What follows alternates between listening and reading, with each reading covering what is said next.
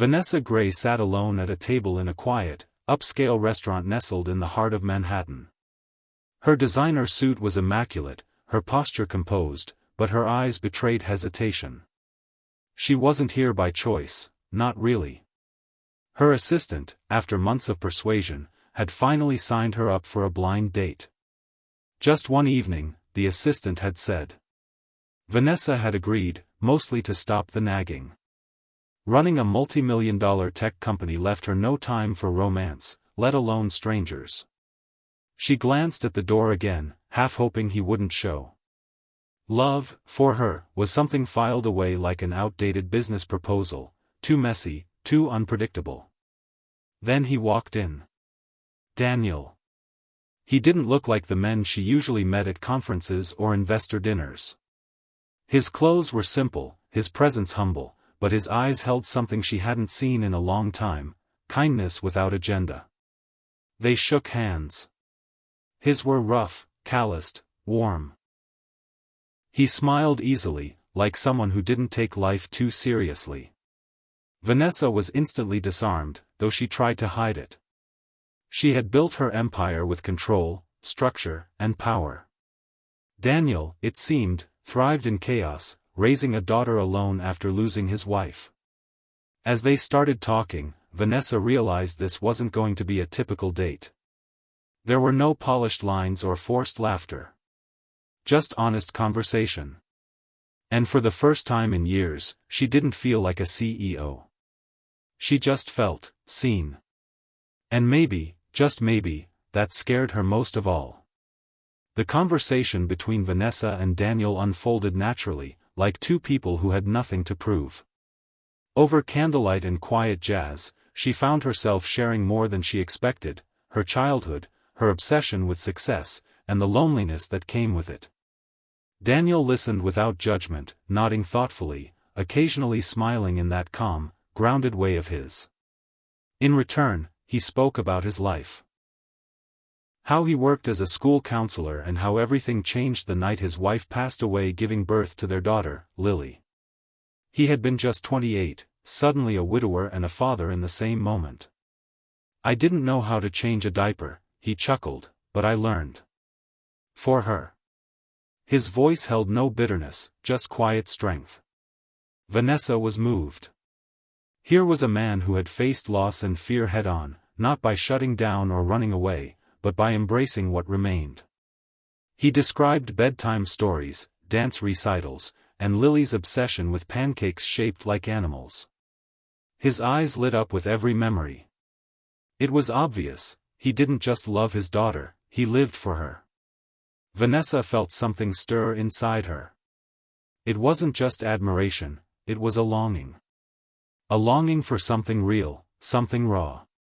She had spent years surrounded by boardrooms and billion-dollar deals, but this man sitting across from her had a wealth she'd never touched, a full heart. As the night wore on, the city outside blurred into background noise. Time slowed. And for the first time in years, Vanessa didn't want to leave. The following weekend, Daniel invited Vanessa to join him and Lily for ice cream at a cozy neighborhood parlor. Vanessa hesitated. She wasn't used to children, her life had always been too fast, too structured for messy little fingers and unpredictable questions. But something about the way Daniel asked, so gently and without pressure, made her say yes. When she arrived, Lily was already there, swinging her legs at the counter and clutching a scoop of rainbow sherbet. The little girl turned and looked up at Vanessa with wide, curious eyes. "Hi," she said shyly, then offered her hand like a little grown-up.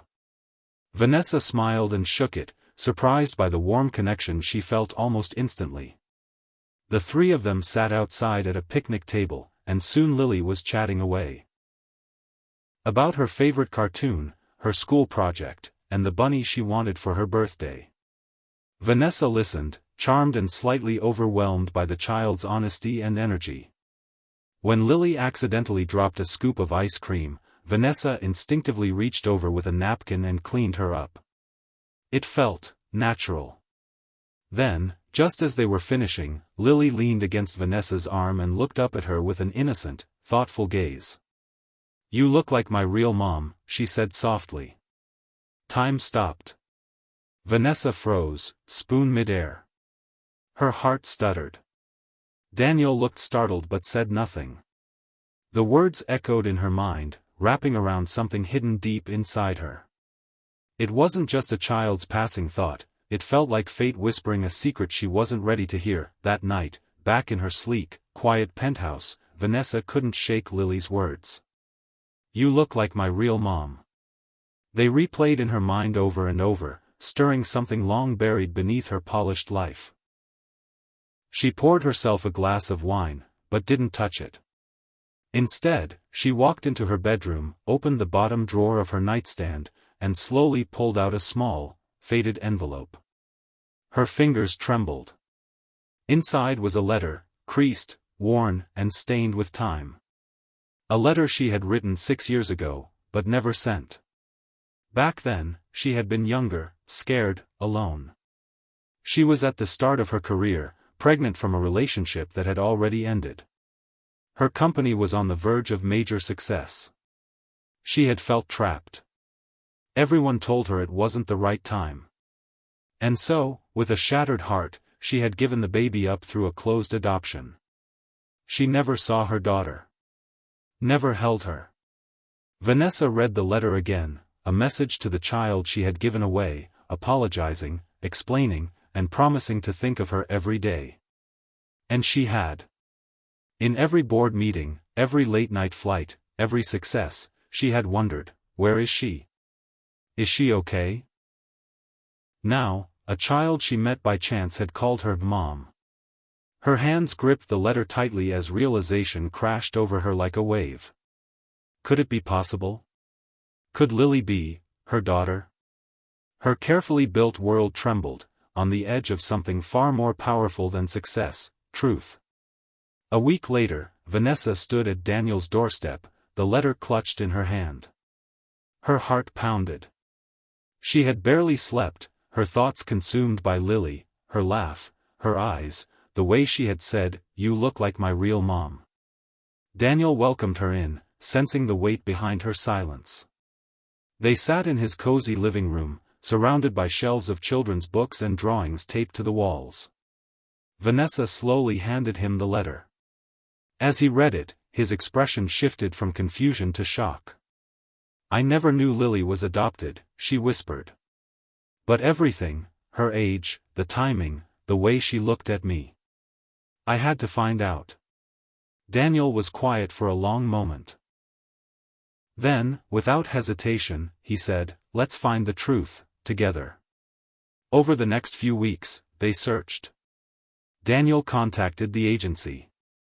Vanessa provided what records she had. It wasn't easy, but finally, the answer arrived in a plain white envelope. A DNA test confirmed it. Lily was Vanessa's biological daughter. Vanessa cried when she read it, overwhelmed by grief, guilt, and joy. Daniel, ever steady, placed a hand on her shoulder. "You're here now. That's what matters." That evening, as the sun set and warm light poured through the windows, Vanessa knelt beside Lily, tears in her eyes.